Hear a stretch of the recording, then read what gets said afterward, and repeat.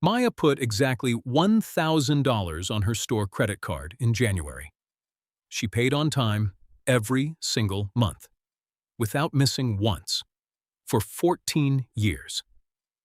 When she finally added up everything she had sent the credit card company, the total was $4,200. She still owed close to the original $1,000. That is not a nightmare scenario.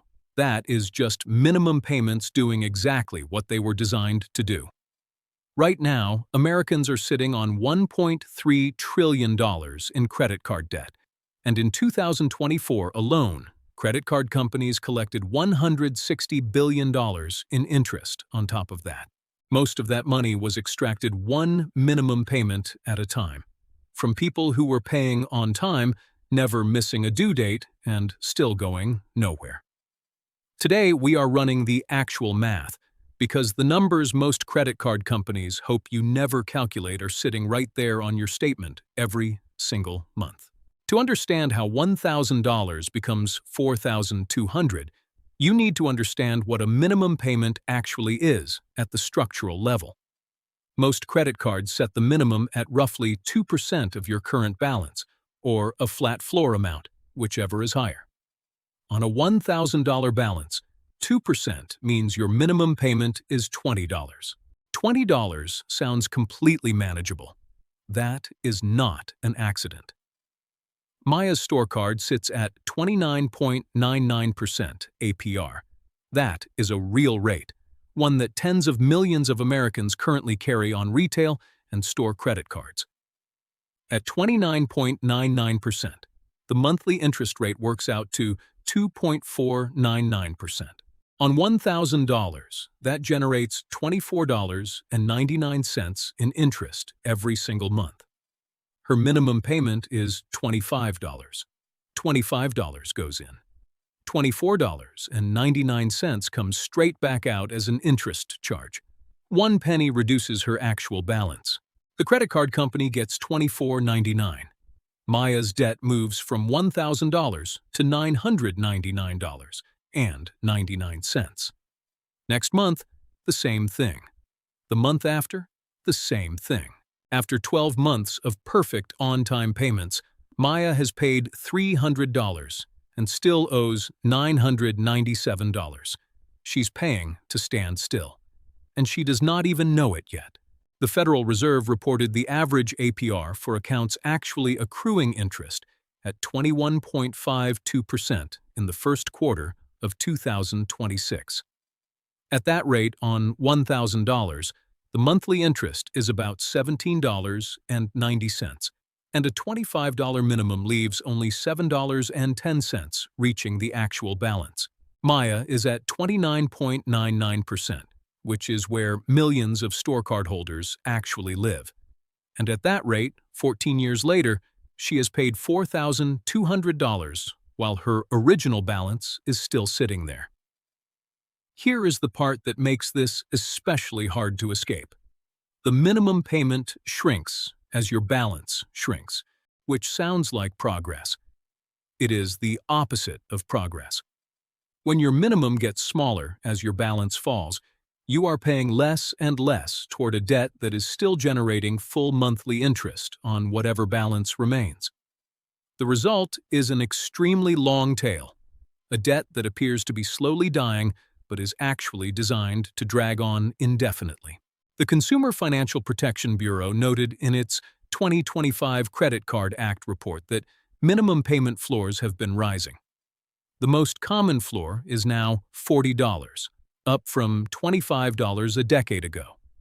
But even a $40 minimum on a card charging 28% APR leaves roughly $11 going to principal on a $1,000 balance.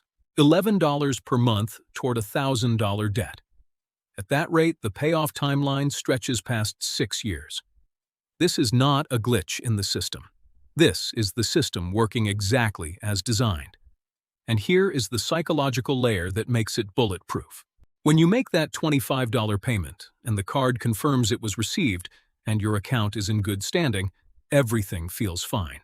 No warning, no red flag, just a confirmation that you are current. Your available credit is almost fully restored. and the card is ready to use again. Now let us talk about how many people are in Maya's exact position. A March 2026 joint analysis by the Century Foundation and Protect Borrowers found that roughly 111 million Americans cannot pay their credit card bill in full each month.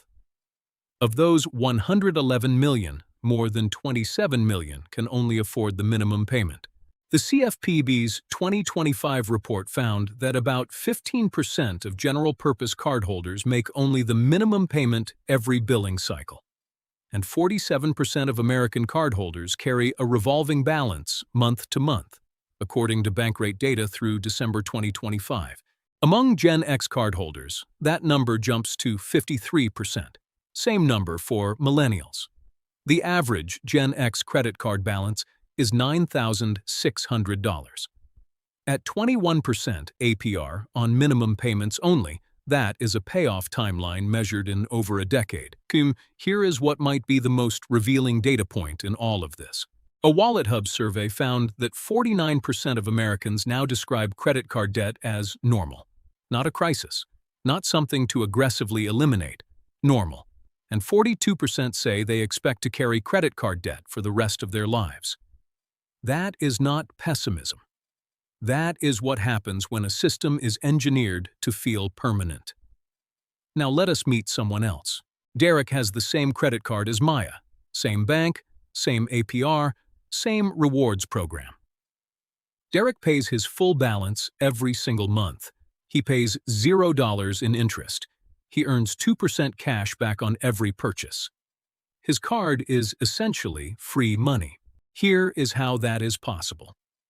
The CFPB reported that consumers who carry revolving balances earn just 27% of rewards at major credit card companies, while paying 94% of the interest and fees those companies collect. Maya and 27 million people like her are subsidizing Derek's cashback. The credit card companies are collecting on both ends simultaneously, and the margins on Maya's side of the ledger are extraordinary. Among the 5 largest card-issuing banks, interest income from credit cards totaled around $120 billion in 2025, according to FDIC Bank Call Report data cited by the Congressional Research Service. Since 2010, American consumers have paid a cumulative $2.1 trillion in credit card interest. That is more than the entire outstanding student loan balance in the United States. The CFPB found that over the past decade, credit card companies steadily raised interest rates to drive profits even as lending risk remained relatively stable. The top 30 credit card companies control roughly 95% of outstanding balances.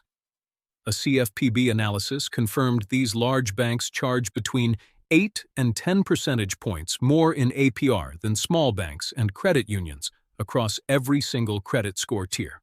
The same person, the same credit score, would pay a dramatically lower rate by choosing a credit union over a major bank. Most people never know that option exists. Here is something the Card Act of 2009 actually forced credit card companies to do, and most people have never noticed it. Every statement is legally required to show you 2 things: how long it takes to pay off your current balance making only the minimum, and the total dollar amount you will pay to do so. It is right there on your statement every month. Most people scroll past it. Let us run those numbers for 2 real scenarios so they become concrete. $3,000 on a card at 21% APR. Minimum payments only. Over 10 years to pay off. More than $2,000 in interest. That $3,000 balance costs you $5,000 to eliminate. $5,000 on a card at 24% APR. Minimum payments only. Over 17 years, interest exceeds $7,000. $5,000 becomes more than $12,000 paid. And then there is Maya, $1,000 at 29.99%, $25 minimum, 14 years of payments, $4,200 handed to the credit card company. Balance still alive. These numbers are not hypotheticals. The Card Act requires these exact disclosures on every single statement. The credit card industry prints them because the law says they have to, and they are counting on most people not doing the math. Here is a question worth sitting with. If the math is this clear, why do millions of people keep making only the minimum? The first reason is structural, and it matters. For a lot of households, the minimum is not a choice. It is a ceiling.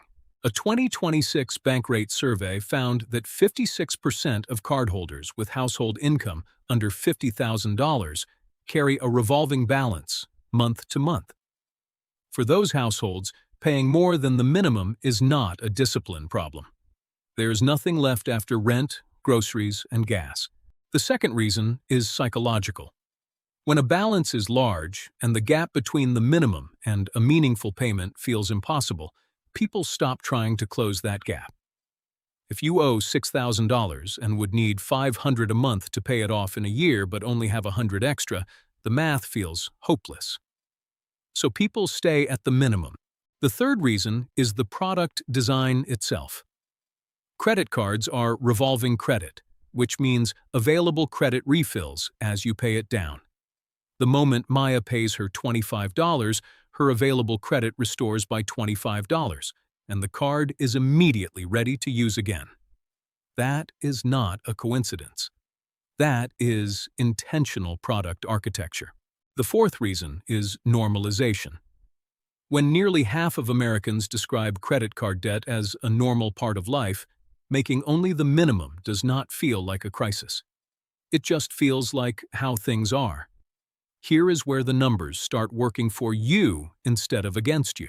The most important thing to understand is that doubling your payment does not just halve the timeline. It collapses total interest far more dramatically than that. That same $1,000 balance at 21% APR. Minimum payment is $25 a month. Pay $50 instead. The timeline drops from over 6 years to under 2 years. Total interest falls from roughly $700 to around $220. You cut 4 years and nearly $500 in interest by adding $25 a month. Now take the average American carrying $6,500 at 21%. Minimum payments only, over 7 years, roughly $3,600 in total interest. Pay $250 a month instead. Payoff collapses to about 3 years. Total interest drops by over $1,500. The debt does not just get smaller. The interest clock gets dismantled. The second strategy is the avalanche. List every card you carry. Identify the highest APR card. Pay the minimum on everything else, and throw every extra dollar at that one card first. This is mathematically optimal because eliminating the highest rate debt first reduces total interest across your entire portfolio faster than any other approach. The third strategy is the balance transfer. As of June 2026, intro APR offers on balance transfer cards are running 0% for an average of 13 months, with some extending to 18 or 24 months. If you qualify, typically with a score around 680 or above, moving a high APR balance to a 0% intro card and aggressively paying down principal during that window can save hundreds or thousands of dollars. The fourth strategy is a phone call most people have never made. A June 2026 LendingTree survey found that 84% of cardholders who called their issuer and directly asked for a lower APR were successful. The average reduction: 6.3 percentage points. 6.3 points lower, APR means less of every payment consumed by interest and more reaching the principal every single month going forward. That call takes 10 minutes. The fifth strategy is switching where you bank for credit. Small banks and credit unions offer APRs 8 to 10 percentage points lower than the largest issuers across every credit score tier, per CFPB data. Federal credit union cards can sit at 12 or 13%. The same balance at 13% versus 24% means thousands of dollars less in interest and years removed from your payoff timeline.